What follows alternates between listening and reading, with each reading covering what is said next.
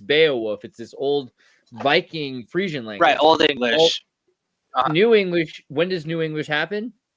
In the 1600s. It happens during King James. It happens because of Shakespeare. Shakespeare invents thousands of fake new words and creates an entirely new way of communicating, which nobody spoke like that before Shakespeare. All of a sudden, it's being printed and programmed onto your citizens, and with that comes a new Bible. And people always say Shakespeare and the Bible are super tied together, like the Bible's written by Shakespeare, even though Shakespeare didn't really write his own material. So it's Sir Francis Bacon, William Cecil. I was about to say, do you think that Francis Bacon really was? I think Bacon's very important. I think William Cecil is even more important. But the fundamental number one is Edward de Vere. De Vere was in charge of what Shakespeare became. And the name itself, shaking a spear, you know, this idea that the pen is more mighty than the sword. It's all sort of a mental programming. And for the Bible, it's an even bigger deal because if you know, like Joseph Smith said he was translating from the German Bible because he found it to be more accurate than the King James Bible. It goes back to this point that there was already a war going on between what they wanted people to believe about the Bible. And so they were like, hey, you know what? We shouldn't tell them anything. Keep it in Latin, like Andrew's saying, keep it hidden. That becomes, hey, we could rewrite the Bible. I mean, what is the Bible? The Bible is a bunch of different books, right? Let's put together the right parts of the right books that say, render unto Caesar what is Caesar's, and do what your master tells you, and, you know, follow the law, and, like, you know, accept your place in society. And the more you look at the Bible, the more confluence it is of elite control. And that's a scary thing because there's a lot of things about the Bible that's counterintuitive. Jesus is clearly going against the Sadducee. The Sadducee are bad governance characters. They're not really good for the people. They're not working for the people, by the people. The Roman Empire that we're discussing that's in charge of this, it collapses within 30, 40 years of the death of Christ, right? 70 AD. I don't really know that I really subscribe to that the Bible is like this thing that you know, gives people, takes away their power and gives it to elites or whatever. Like it's all about the way it's all about your priest. It's all about the clergy that you're hearing from and the spin that they put on things, because the Bible the Bible literally like says, like, if you know people are doing things and they're trying to get you to do stuff that is like, you know, that doesn't put God first and stuff like that, you have no obligation to obey them and stuff like that. Right, there's like a lot in the Bible that I agree with you that the Bible started. That's what I was trying to say, was that originally Christ and the whole point of Jesus is, hey, you're in charge of yourself. You don't need the Sadducee. And at the time when Christ is doing this, the Sadducee are under the control of a Roman Empire, which is about to collapse, and they're taking bribes. And so a big part of why Jesus dies, Yeshua is at the temple, noticing that there are rackets where they're taking money from the people and saying, hey, you want to buy a shekel so you can give a shekel to the church? Because we don't take regular money. You can't just donate regular money to us. You have to buy a Jewish coin. It's like a token for our arcade.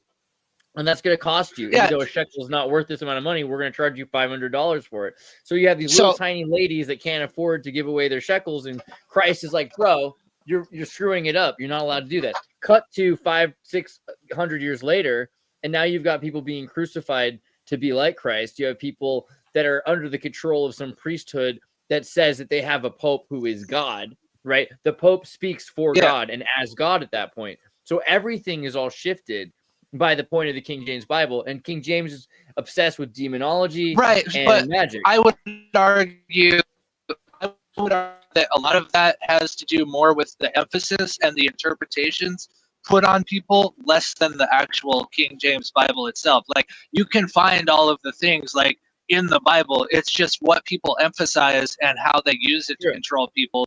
But the Bible itself, like, doesn't do these things. Like, the translation itself doesn't do these things, in my opinion. And what do we mean when we say a Bible? Because again, there's the Septuagint, there's these collection of books. So you took 77 books and Right. put them together and call that the Bible. Not everyone agrees which books are in the Bible. And at that time, particularly, you could put whatever books you want in the Bible and take whatever books you want out of the Bible. And you could take parts of books out of the Bible, or you could put two books together. Yeah. Right? So there's like Genesis. I still think Bible that the book many books. I still Genesis is 5 I still books. think the book of Enoch should be in the Bible. I think the book of Enoch is dope. Good. And so this brings up a crucial part I've been thinking about. The Ethiopian Bible has it, right? Well, and it's the fact of what was pre-cataclysm that was included in the Bible, right? Because there was the Old Testament and like Genesis that was saying there was giants in those days. Like the book of Enoch was clearly the pre-cataclysm. And then there's the time of afterwards. And it's what books were excluded and what books are these pre-cataclysm stories and leftovers of the original society or civilization. Right, and most of Genesis is after the cataclysm. So there's probably a bunch of books, not just the book of Enoch, but there's probably a score of books from that time. And a lot of the books that we have are based on other books. So Genesis is made of 5 other books, including the books of giants, the book of Enoch, the book of Moses, etc. They're all part of it. But there's also Deuteronomist reforms. Are all of those books available? Are they things we still have? You can get them, yeah, for sure. In the Apocrypha, there are different kinds of examples, and I can get you copies of that. Actually. So I've never heard of the book of Moses being available. I didn't know that. Yeah, that's cool. Or the Book of Giants. And I've listened on YouTube while I'm a trucker, to most Apocrypha, but I didn't know about those two. I'm a trucker, I know the Apocrypha pretty well. I wish that was a normal stereotype. That's the best stereotype about truckers. We study the Apocrypha a lot, as truckers. Yeah, we all know. It's a given that we know the Apocrypha. Okay. One of the things is you can actually still see the changes. So you go to if you read in Genesis where it starts talking about Noah. So for the sacrifices, 2 of every kind or 7 of every clean animal, all these things, it says that we're supposed to have 2 of every kind, right? And we all know the story of Moses. I keep saying Moses. Noah having an ark with 2 of every kind of animal, male and female of every animal. But if you read it, I always wonder if the ark was hardcore technology. Well, how do you fit all of those animals? Go on. Sorry. Yeah, let's get to that point in a second, because it actually gets worse, because it's not just 2 of every animal, it's 7 of every sacrificable animal. And there's a lot of these parts of the Bible like that where it says one thing and then it says another thing, and they've cut out things because about 1,000 years into Judaism, the Cohen priesthood, the Cohen tribe, the priests of Aaron, they're in charge of all sacrifices. So let's say you're in the Reuben tribe, you want to sacrifice to forgive yourself to God, you're not allowed to. They won't let you anymore. You used to do it. Now you have to go to your cousin's tribe and pay them. And then they swing a chicken over your head and cut its head off, right? They kill the chicken. Or they have to sacrifice a cow, or there's 7. Well, they were monopolizing sacrifice. Yeah, they monopolize sacrifices, and to this day, the Cohen priesthood still monopolizes both sacrifice and court and trials. So you get a Cohen lawyer, you got a good lawyer, because that's why they exist. Their whole thing is to either sacrifice chickens or get you off. And they try to claim their lineage back to King David, the Cohens. Of course, yeah.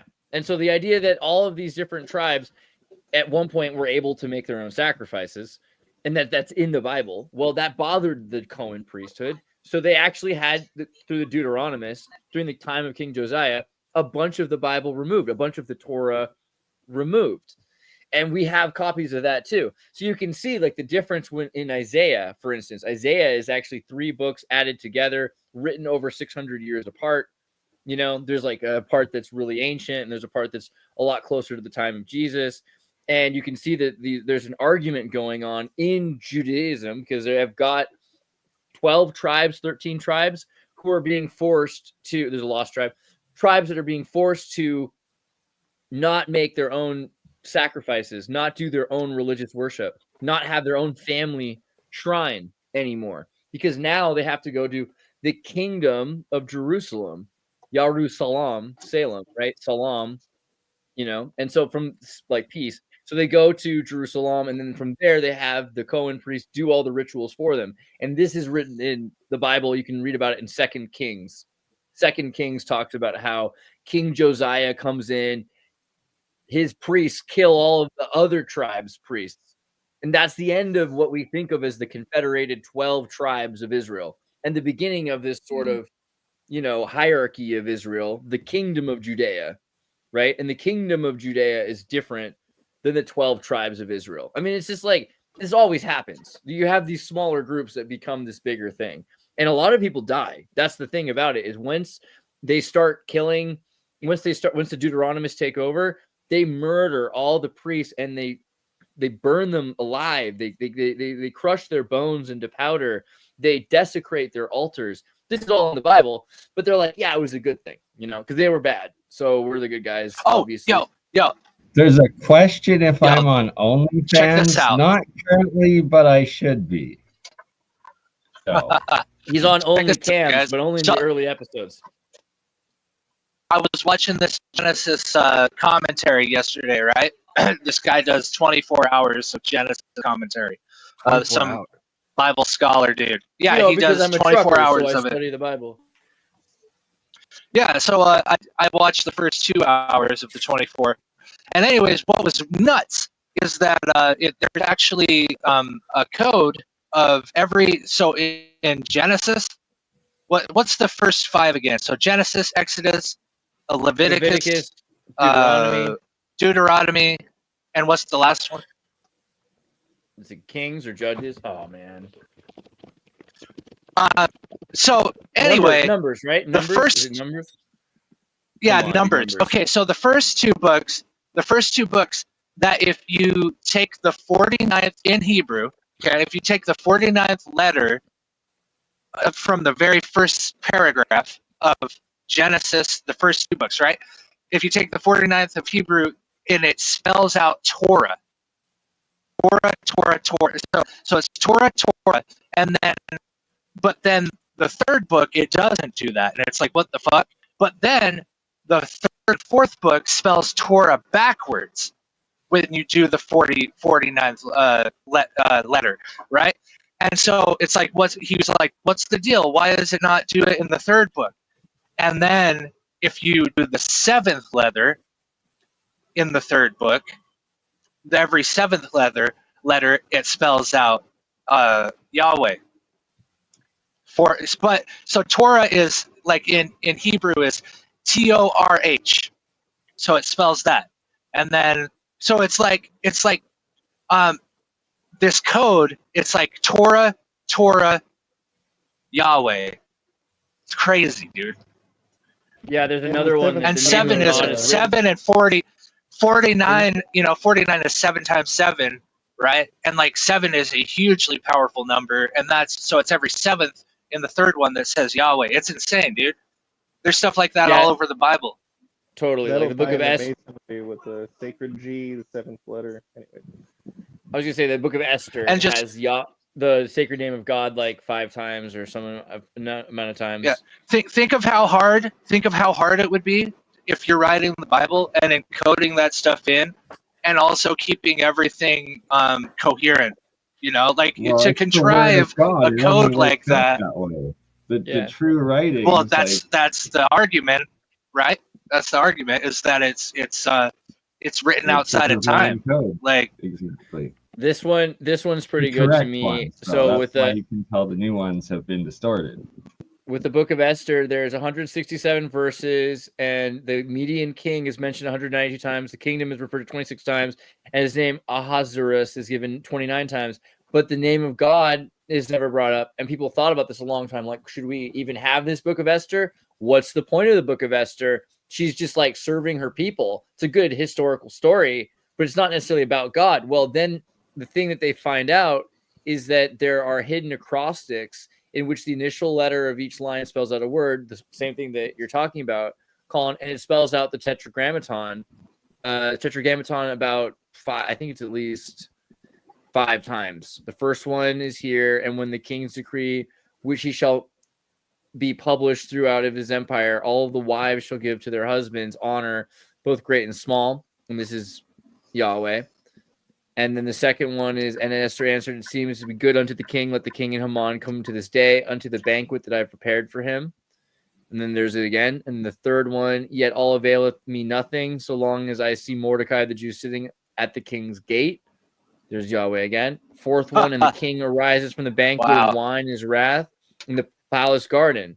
And Haman stood up to make request for his life to the Esther his queen. By the way, Haman, interestingly, is in the South Park Jubilee, right? In the episode where Moses and the Jews are, they're like the Jew scouts are like working together, right? Isn't Jubilee every 49 years?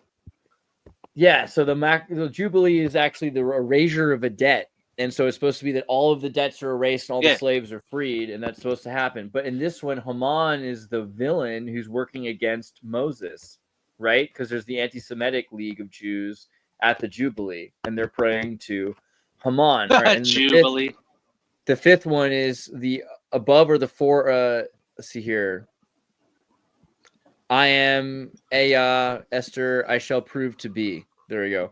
Above are 4 of them. Okay, so you get the idea. There's a fifth one there. I don't know. It's interesting to me how much of the Bible is written in code. A lot of people talk about this idea of the Omega code that the Bible is holding. I think that's interesting, particularly even from Tesla. Nikola Tesla stated that he got electricity from the Bible. John Dee, his whole thing was that the Bible, in the English itself, English is an angelic language, angel English, and that the modern 16th century English, the way King James had created it, or the people who worked for King James, like William Cecil, Sir Francis Bacon, and John Dee, that they were trying to channel the language of the angels, right? The Enochian.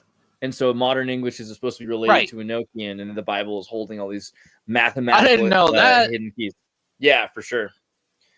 So it's kind of I funny didn't know English too, was related to Enochian at all.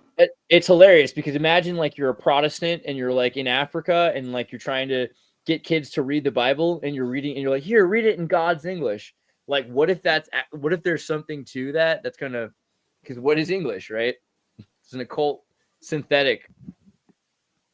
This is all more the reason for people to learn English when they come to the country. Yeah, it's God's language. Yeah, English is God's favorite language for sure. Wait, Andrew, sorry, what were you trying to say, Andrew? It's the angelic ones. Don't get it mixed up. Sorry, I got a kid show in the background. I was just asking if Hebrew was written right to left. Yeah, so originally Hebrew is right to left. It still is. Yeah. Is that just because of the direction that they would roll their scrolls? I don't know. See, because it's interesting, like Chinese is usually right to left also, and it's vertical. It's vertical right to left, right? So I think that there might be something to that. I'm not sure exactly why. We should ask Rob. Because having a way to organize stacked paper versus rolling it up really sort of like shifted the direction. I don't know. I think they just do it because they're Jewish. The script evolved from an early Semitic writing system, which were also right to left. The one theory suggests the direction suited the tools and materials used, and the scribes, often right-handed, found it easier to carve or write on stone or clay tablet with their dominant hand moving right to left, avoiding smudging ink, which to me seems strange. That's genius. I hate smudging ink when I'm writing. That sucks. Yeah, right? Yeah, because your fist always goes on it. But that's the thing. It's the opposite problem for me. I'm left-handed. So when I'm writing, I'm writing left to right. So if I were writing right to left, I would be happier. I don't completely understand. So you can't be Hebrew. I didn't know you were left-handed. That's cool. I know, it is cool, isn't it? You would be, though. You would be left-handed. Mm-hmm. You're just so unique, dude. My 2 youngest daughters are left-handed. Or they're left-hand dominant right now. We'll see what they write with. No, all the great. My wife was left-handed, but they forced her not to be because it's weird. My dad too. My like dad was forced to write with his right hand, even though he's left-handed. It's crazy. It's weird that people can even like care about like something so arbitrary as like being left-handed, like, no, you must write with your right hand, like make you feel all like dirty inside because you just use your left hand instead. Like, it's kind of weird. Well, isn't that just a byproduct of how your brain is wired? I'm sure people will look at things like neurodivergence the same way. Someone asked, was the painter, an Austrian painter, a lefty too? Some people suggest he was a masked lefty. So like someone who was forced to write with his right hand, even though he was left-handed. That is something I've heard before. My sword teacher's a lefty, and it gives him a sick advantage. Nice. Is it actually bad to say the word, the painter name's name on You can say YouTube? No, but I just Because think it's better. I think noticed it's better people to remember don't. people for the good times. You know what I mean? Like, Right. I just noticed people like they won't say the word on YouTube a lot. Hitler is Yeah, kind of I like mean- David Bowie. yeah, for sure. So So I you just- have to be very careful with what you say on YouTube generally, I guess, but that's not the reason. I think it's just better semantics or better programming, because to constantly have an idea about something prejudicially when you say a name, you should probably constantly reanalyze what you're thinking about, and that's a way to do that. Hey, look at this beautiful baby. Oh, I see. So it's not being a Aw. buzzword. It's like being Oh, they're gonna be conscious of what you're muscular. saying. Give me a muscular baby. It's a big baby. Oh, Big you're a big baby. baby. Big baby. Very cool. That's a big girl. Yeah, she got her Girl, first right? tan this past week. Yeah, I got all ladies. She's all strong. Yeah, all ladies. It's like they say that real men have daughters. Like true men have daughters. Do you think that's true? Well, I mean, they say what is Well, it? I have no daughter yet.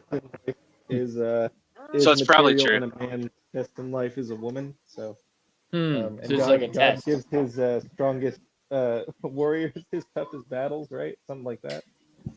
Speaking earlier, you brought that up like about the painter thing. So like YouTube did this to me. They said like who YouTube, who's the artist you're currently telling everyone about? I was like, oh bro, what are you gonna even do with that one, man? It's not a recommendation, it's a warning. It's like Kanye or something. But Wait, what happened there? I don't know. So okay, so let's see. We did the Pope. We talked about Predators.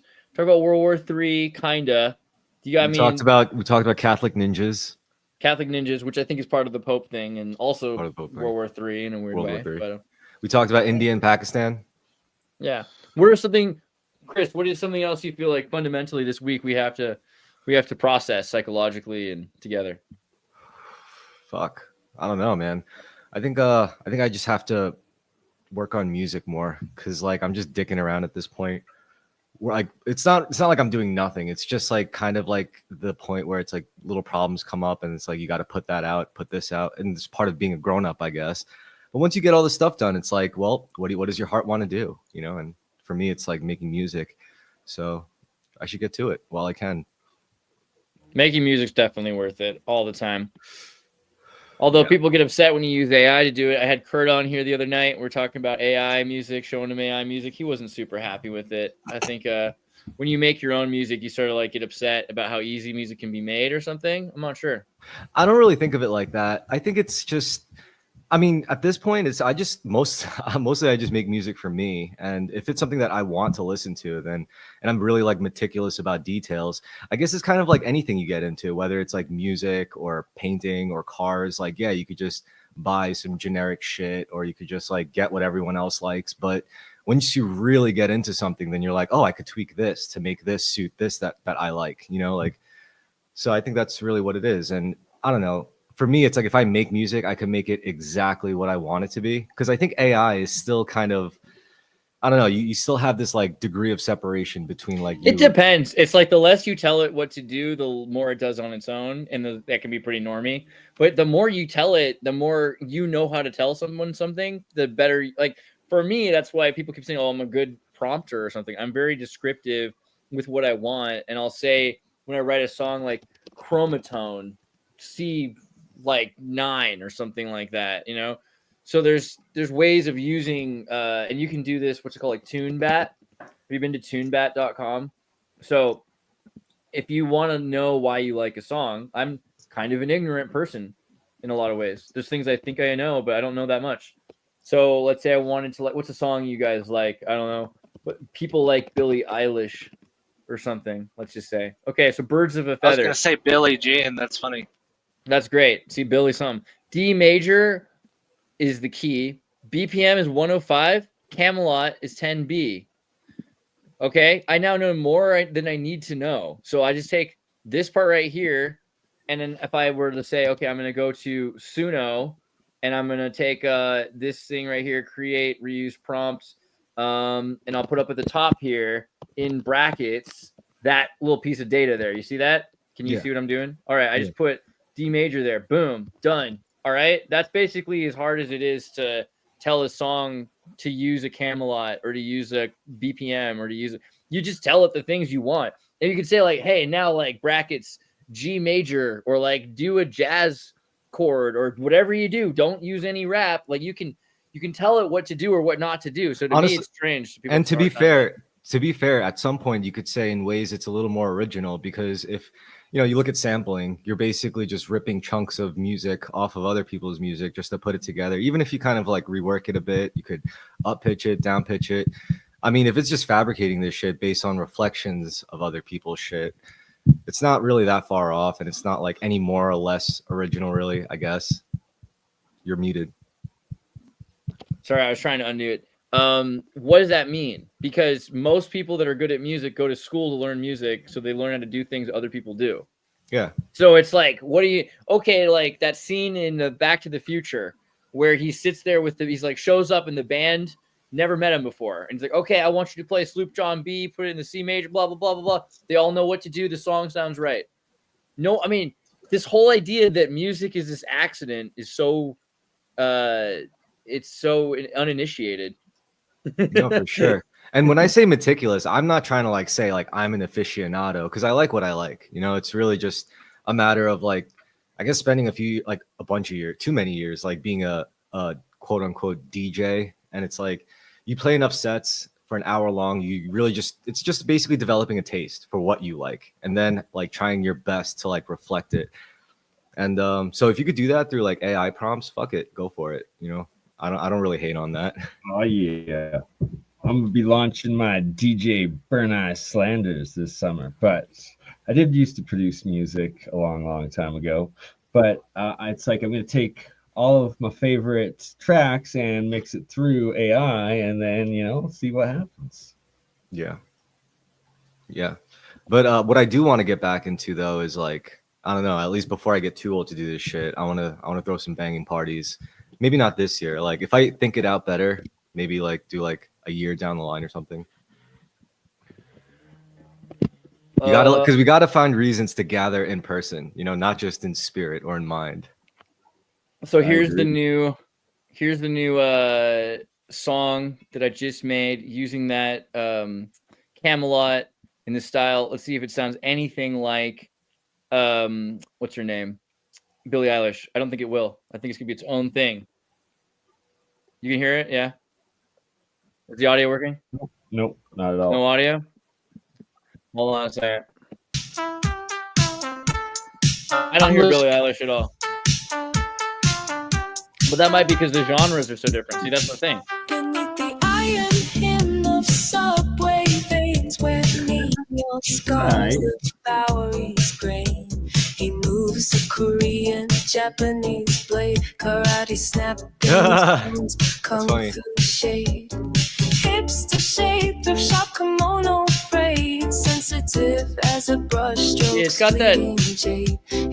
I mean, I hear Billie Eilish somehow by accident anyway. Like, it's not her, but you know what I mean? Like, you can still feel.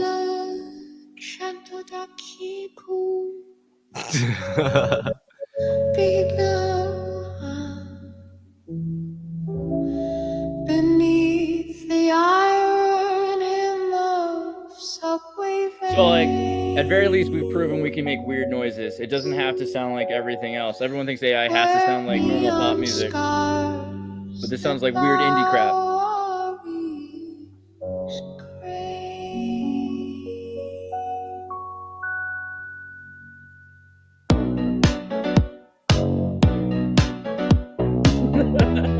I don't know. This is why I think we're kind of proving the point. Did you to make it gay? Kinda. That's pretty close. It's like Eilish-ish. Yeah. He moves a Korean Japanese blade. Karate snapping his bones. Kung fu shade. Hipster shade. Thrift shop. I don't hate it. I don't hate it. I kind of hate it a little bit. I feel like the less I have to do with it, the more I hate it. And now I understand why people like, because I just really quickly was like, hey, write a quick thing. And obviously, since I didn't write it, I don't love the lyrics as much. I feel like that's why people hate AI, is they don't have enough to say about what it's doing. Right? Yeah, there should be a way to like mix in with like the degree of writing your own lyrics and like having it remix your own lyrics or use your lyrics sort of thing. Were those prompts for Fred's fake K-pop band? I just like noises like that. I can't help myself. Okay. Is this what Skynet is going to use as it hunts us down? Jesus and Superman are going towards the sun. American time machine. Someone in the chat asking what's the AI production program you're using to make this? Birds of a feather, they sticking together. The thing is, you can still hear it if you know what to look for. If you have this technology and like you could offload so much labor, then why not just like go more meta, create like a virtual acts? Like you don't have to release any music yourself. You could literally just create a virtual band. And instead of like creating whole songs at a time, you could just be like, here, create a guitar riff, this BPM, this key. Then it's like create a bass riff over it, then create a nice drum beat. Or you could do the drums first, however the fuck you want to do it. That's coming so soon. It's going to be like... You could do it now. I mean, based on what you video showed game, me. it's going to be like the Matrix in your computer. You're going to have like people like that are enslaved that are writing songs for you, you know? Yeah, exactly. Hey, speaking, I just put together I cited the monkeys and gorillas as examples of that, and then I was just like, oh my god, monkeys, gorillas. Yeah, they know. It's not like an accident. That's their goal. Performing monkeys, yeah. So For I don't sure. know. I mean, I think that's really more interesting to me than like people like having AI spit out songs for them and say, oh yeah, I'm releasing this. Like, no, just create like a whole ass virtual band. You know, I think that's cooler. It's like, then you don't have to really, you could concentrate on actually being like the god of this musical act, you know? I think it's definitely the world that we're headed into. You could create drama, like fake drama. You could be like, oh yeah, the bassist just shot the guitarists, so they have to, because why not? You know, so they have to like replace them or whatever. Sorry if I cut you off, Andrew. What were you trying to say? I don't even remember what I said. I just started thinking of that movie, Simulation 1. Who was it? Al Pacino? Oh, yeah. Al Random Pacino. Supermodel. Yeah. Yeah, it would just be like next level K-pop because that's all like state-sponsored art, right? Sorry, yeah, a kid show in the background. Like people are already emotionally invested in Vocaloid acts. You know, they're not like real people. Dude, they're better than real people. Yeah, so real people let you down, bro.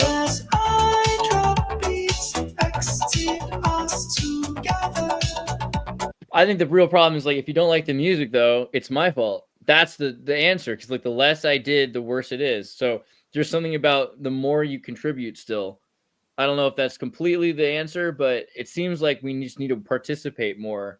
And AI encourages people to not participate, maybe, because they're like, well, I don't have to.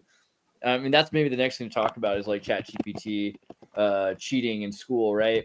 Everyone's like, schools are faking it. Like the teachers are just they're using ChatGPT to grade the papers that students are using ChatGPT to write. You know, HR is using it to hire people. Dude, the education is just collapsing. Like it's like the whole idea of why you go to school at all. What this year is completely dead, because if your teacher's cheating with ChatGPT and you're cheating with ChatGPT, why are we even using, like, humans are just extra steps. Why do we do anything? Yeah, humans are just extra steps to ChatGPT. This is going to tie into our conversation with Blake Lemoine tomorrow and how the AI is telling him it's going to enslave us all. And if there's too many, does it logically need us if it's already doing everything and AI we're is like, please, risking the world? Yeah, if there's too many uneducated people, you could just throw them all in the military, and then we'll be so prepared for World War III. You know. What if AI takes over the the computers so that nobody can send nukes because like AI like cancels AI out, like you can't what press makes you the think red button AI is because gonna not AI send the nukes hacked the itself, computer. though? Because it's like Oh, we've I don't know. I'm created just throwing shit several out there. different AIs in the different militaries in the world that we have the AI now like fighting parts of our wars. We have AI controlling the drones and the weapons. So it's like it's just the next logical step where it starts taking us out. If Hmm. AI cares about material resources, it doesn't yet have a physical interface that's as efficient as a human body yet. So yeah, what you were saying about enslavement or employment, however you want to color it, that seems to be like the next step up until they have good enough bodies. Exactly, right? But let's not go doomsday. Oh, now the picture's down. I was just gonna talk on it. So here we go. I've been looking into all the old maps that are from the 1500s, and they contain 5 main proofs that they are copied from the pre-cataclysm world, and that it wasn't just random things being made up. And that is number one, Terra Australis. Okay, Australia supposedly wasn't found yet, neither was Antarctica, yet they all have Antarctica and Australia as one. And it's that in the previous before the cataclysm, Younger Dryas, the oceans were lower, and you can see that it's actually green. They have it colored green, so it's like, was that land mass that connected Antarctica all the way to Australia? Either way, it's copied in all the maps, and it's copied there because they're making copies from their prior knowledge before they've been able to sail and explore there. And number two, what you will see is they all have this river that goes to this old continental divide, and there's 0 Great Lakes. And why is there no Great Lakes? Because there were not the Great Lakes before the cataclysms. And we now know that because they're finding megaliths, Stonehenge below the Great Lakes on the lake floors. So that is why they have this previous river in there, because that's what it was, and that there was a Shalaga, okay, a city called Shalaga right on that area, right where the current Great Lake city of Shalaga Like Chicago? is, exactly. And that you'll also see a lot of countries like Peru, like um, there's Peru, there is Chile, all named, as well as Mexico, as well as America in different versions of them. And another one is that South America is much larger. It extends out And when is further. this map? When was this map made? From the 1500s. Let's see. I don't know Ooh. if it's on this one. And they also have the 4 islands as protecting the North Pole. They also all have Ooh, that's the like that one. That's like that one fucking map with like the North Pole and the 4 rivers yeah, coming they off of all it. have that. They all have that. And they also all have the old second channel of the Nile going up to the Atlas Mountains in Africa, and a second river running through the Sahara. They all have these rivers, and we've now found through satellite imagery the dry river beds exactly where they have these rivers formerly there. Thus, again, it has to be pre-cataclysm. So you see this one here. Now we will continue. And by that you mean pre-Noah, right? Yes, exactly. So here again, this is old Antarctica. This is old South America, and they all had it where they just almost touched. And this is Australia. And then you see the North Pole, the 4 islands here again. And here again, we have Mexicana, which is actually part of America there. And again, you have it before they were able to go down and see that the Antarctica and the South Pole basically are connected there, are no longer there. Um, Again, you have it here. You can see that South America touching with the tip there, and that it's already, they have cities named there. Here we have the same rivers going through Africa, where they were able to explore there and verify that it is now a desert. And you see, oops, sorry, had it lined up better. And now apologies. Here we go. Again, you have what is, oops, Antarctica with Terra Australis, and it's all the way up. So what is this? They're just getting into these islands of like Borneo, Indonesia and stuff. So they're just exploring it, and then they're bringing back in the newer maps as the ages go on and they explore more and update it, that this is no longer here. And also, you can see they have yet to sail around South America, and that this is no longer here. And these are the Solomon Islands. So I don't think this is quite Australia yet, and they still have Terra Australis connecting to Antarctica.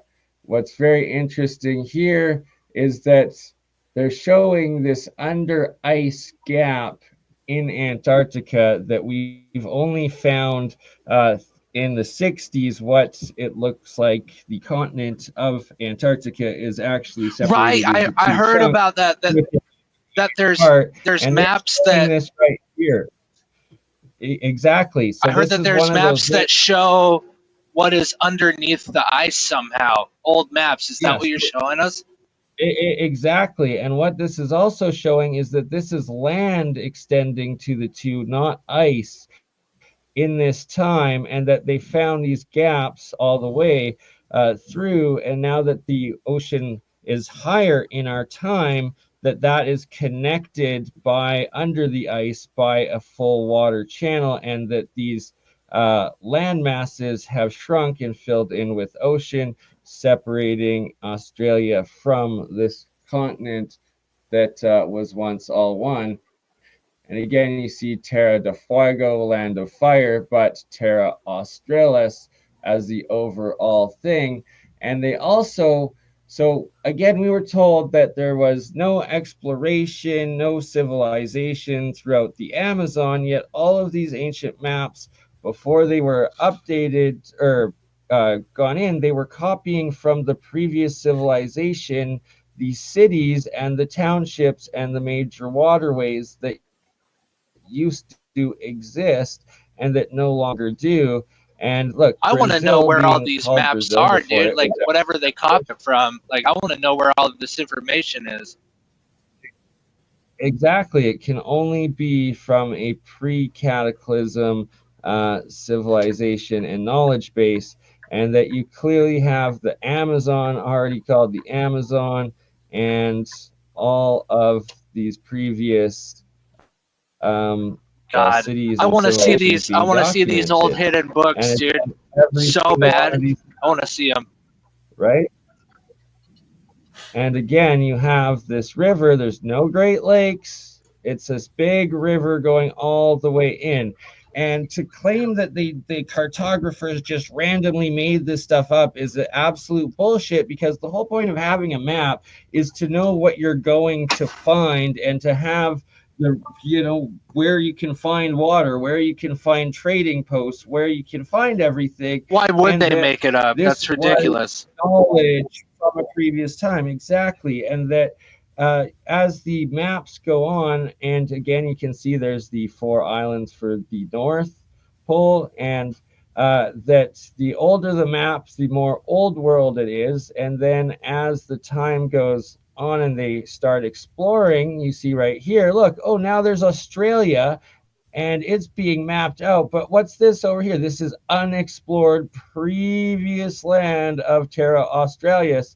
And then look, oh, wow, look at that. There's the waterway of the under Antarctica separation of the two continent pieces here. So this also was from a previous time when the water was higher, but there was no ice.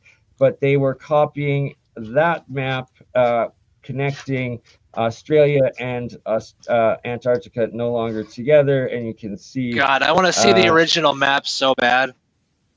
Right, and that it's literally, so again, Mexicana before Mexico was Mexico. How did they already be mapping the Arctic circle on this? And how is Peru already labeled? The Sea of Peru, and again the 4 islands up top around the North Pole.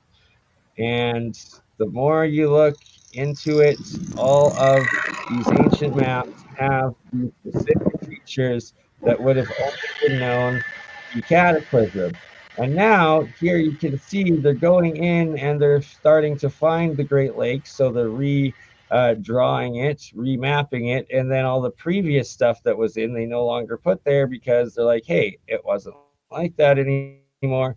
And now they no longer are putting in Antarctica because, well, they've sailed around the base of South America and it was no longer just right there.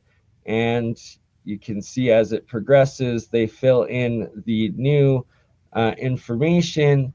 Again, look at this. Why is Australia that this is like accurate?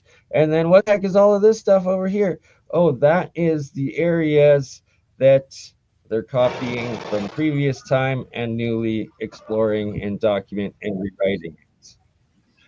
And yeah, it's, the more you look into it, the more undeniable it is. The proofs of the megaliths under the Great Lakes just adds and confirms to this. And it's fascinating stuff. Again, right here, you can see this old river. There's no Mississippi yet, but there's this old river from the old continental divide going all the way to the St. Lawrence with no Great Lakes. And the Hudson Bay, also different. And the 4 islands still existing around the North Pole. And all of these rivers, how the heck would they know? They don't. They're copying that from their side because they've yet to explore the Pacific side in this version. And again, there was clearly civilization on this land that used to extend out from Antarctica. And why is it Terra Australis? Australia wasn't known yet, but they call it that.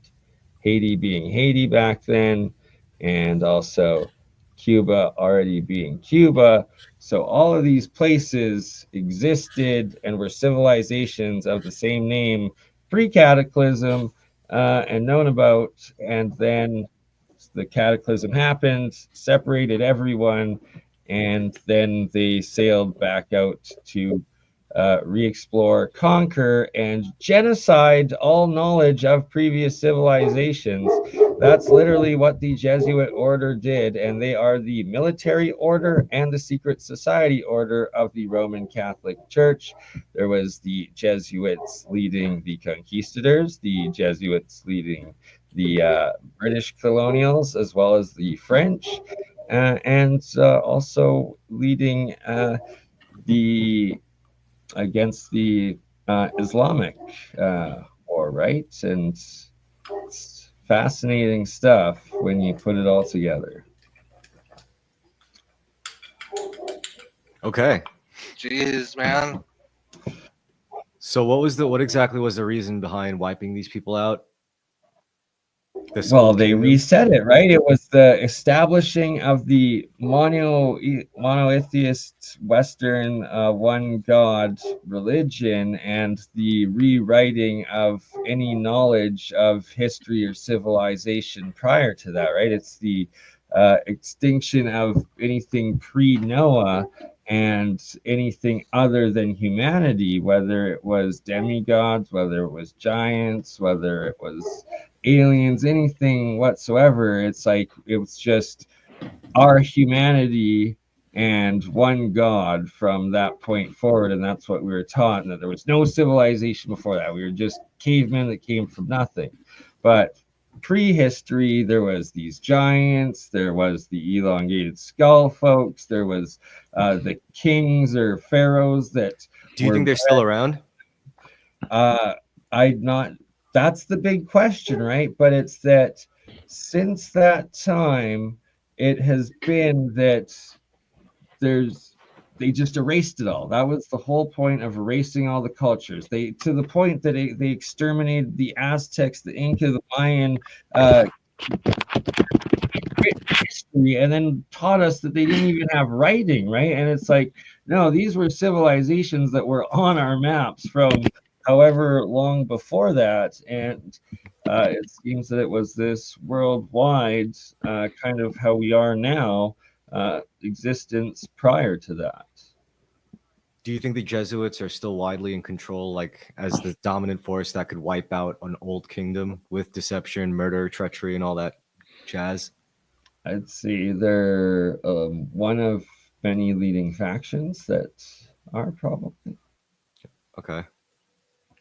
So would you say there's a possibility that there's some vestige, maybe they have some preserved giant somewhere or elongated skull person hidden away? I think they could live underground, to be honest. Like the complexes, like it seems like they have mountain cities. It seems like they were the pyramid builders, and then there's all these like all our oldest cities have several stories of underground labyrinths, tunnels, and whatnot below. What's to say it doesn't go? And our new ones too. Bush official claims U.S. built secret $21 trillion underground city, quote unquote, for rich and powerful to live if near extinction event happens. Right? You saw this article that just came out a few days ago, 2 days ago. The federal government has been spending trillions building elaborate networks of subterranean, quote, cities where the rich and powerful can shelter themselves from a near extinction event, which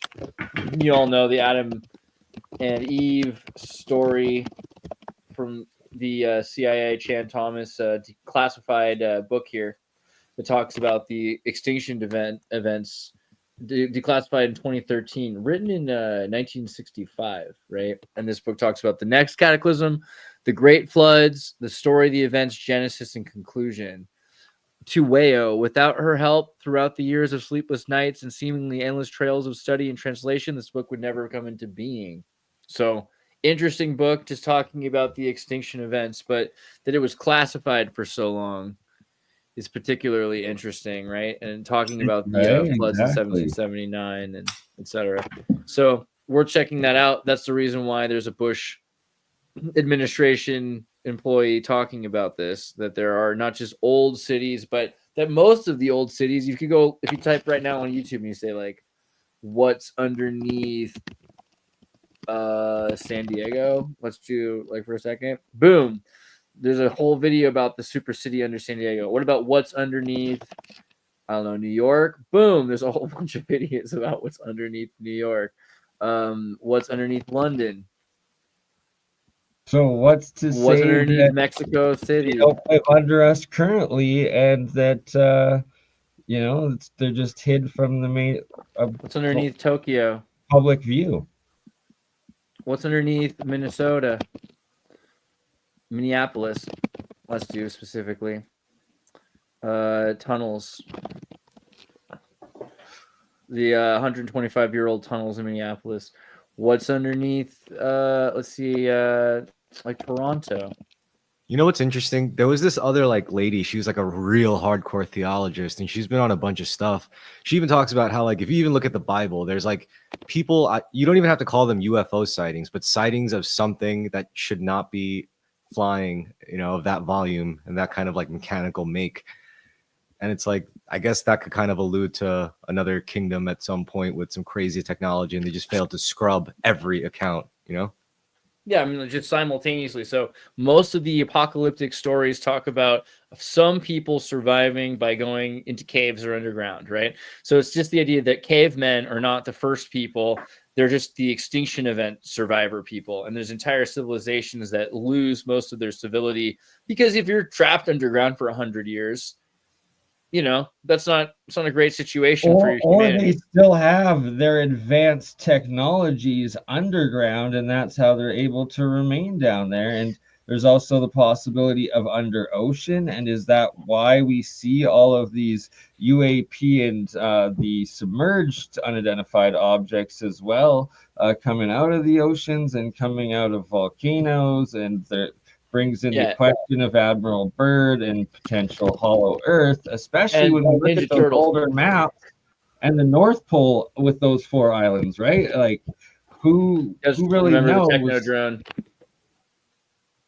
A drill that goes underground all throughout tunnel systems in the alien ant farm of the Earth so that it can travel through space and time without affecting the timeline, right? So if you've got something that's existing constantly underground, that way it's like a city that's outside of time, but inside of our own timeline still. So that it doesn't have to worry about affecting the majority of the rest of civilization during this extinction event till the next extinction event, right? Right, exactly. And all like the legends of these different anthropomorphics, like an Egyptian history. Yeah, well, and like the Hopi, the Zuni, talking about the ant For sure. people, the lizard people, all sorts, right? The star people, and they either live underground, under ocean, or in the stars, or a combination of both. Yep. Like, why would they be drawing those? And pretty soon it's going to be our turn to get wiped out. Yay. Yeah, we're almost there. Hooray. Unless we're supposed to be like out of time and last forever. Or So the I don't golden know. age, right? Well, I pray we've survived. Yeah, we're at that 2-hour point. So if you want to say any sort of like what things you're grateful for, what do you think? What things, because that was like kind of a dark pill moment, but it's kind of nice. I'm grateful for underground cities because maybe someday I'll live in Switzerland in an underground city. You never know. You know, anything could happen. So I'm grateful for the fact that maybe our cities will be the underground city someday. Global warming. Yeah. What about I'm you, Bernie? grateful for all of you. I'm grateful for our conversation with Blake Lemoine tomorrow, and I am grateful for breakthrough technology and multi-streaming it out so they can't suppress it anymore, so we can survive off of things like hydrogen, electrolysis, monoatomics, and what's written about in the past and needs to be repeated into our future. I want to be ant people. Something about that outfit that looks pretty hard. It goes pretty hard. Hell yeah. All right. Well, thank you guys for being here. There's what's